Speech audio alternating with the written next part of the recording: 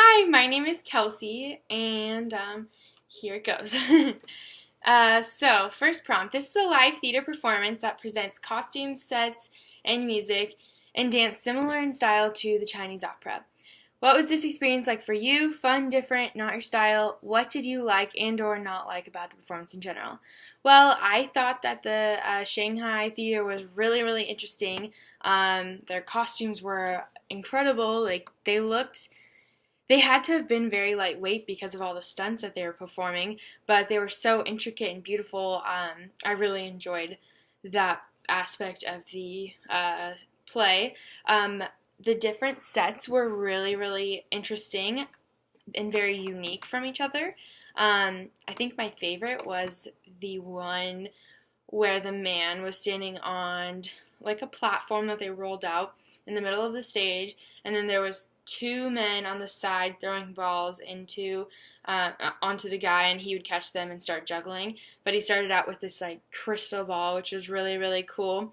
And I don't know, I just liked the drama of that scene or set, whatever, I guess. It was just really, really interesting, and yeah, I really liked it. So overall, I really enjoyed the show. It was full of, crazy stunts that allowed the audience to be very engaged by clapping after every stunt that was performed in every set that was performed.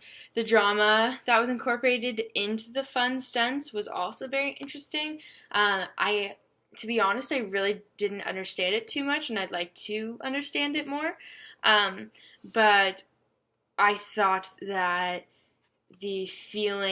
I could feel different things while each set was being performed. I could feel, maybe like happiness. I was totally laughing at the little jokester guy.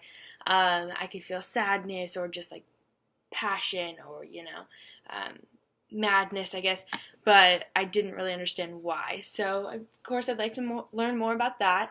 I didn't really understand the difference between each setting, but I really liked how there wasn't much talking. It made the show really alluring. I'd definitely go back again and see it. I think my young cousins would really enjoy it because it was really exciting. And again, I loved the little jokester guy. He was really funny and really alleviated some of the drama and made it lighthearted, I guess. All right, prompt 2. Consider what you have learned about Chinese performance in week 4. What did you experience that you think might have pulled from or been inspired by the classic traditions of Chinese theater? What specific instances or thing that you saw or heard connects with something you have read or viewed on the traditional forms? Well, there are many similarities amongst the different forms of theater in the Chinese aspect, but and I think that a lot of them related back to the classic traditions of Chinese theater as well. Some of the similarities were between the Shanghai acrobats and the Peking opera. They used many exaggerated facial expressions and definitely elaborate costumes, as I've already mentioned. Those headdresses in the Peking and also the Sichuan performance were very, very beautiful and very intriguing. Also, I really liked that there were both men and women in both those productions. What I liked about the Peking opera, though, was that they actually sang and acted using also the traditional martial art moves, as opposed to Shanghai that incorporated martial arts into the stunts they performed instead of their acting and dancing. I mean, they still danced, but I was more intrigued by the stunts they were performing because they were pretty cool. Peking and Sichuan both used elaborate headdresses, as I've already mentioned, and masks that I thought were very interesting. The Sichuan was much more theatrical than I expected, so that was really, really unique. I really enjoyed the fire dance. That was very interesting, and how it kind of started or came about. As the video said, the fire dance was created because a python brought a plague into the village, and someone came up with the idea, in order to get rid of the plague, that they would create a dragon of straw and incense and light it on fire and go through the town with it, dance through the town. So I thought that was a really cool story and very unique.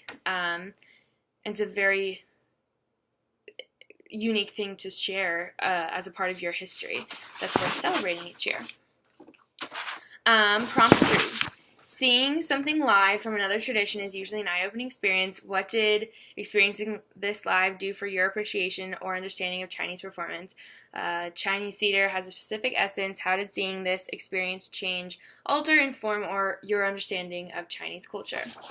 I have to be honest, I was not all that excited, again, to go to the Shanghai acrobatic performance, but once I was there experiencing all the magic, I understood just how amazing it was.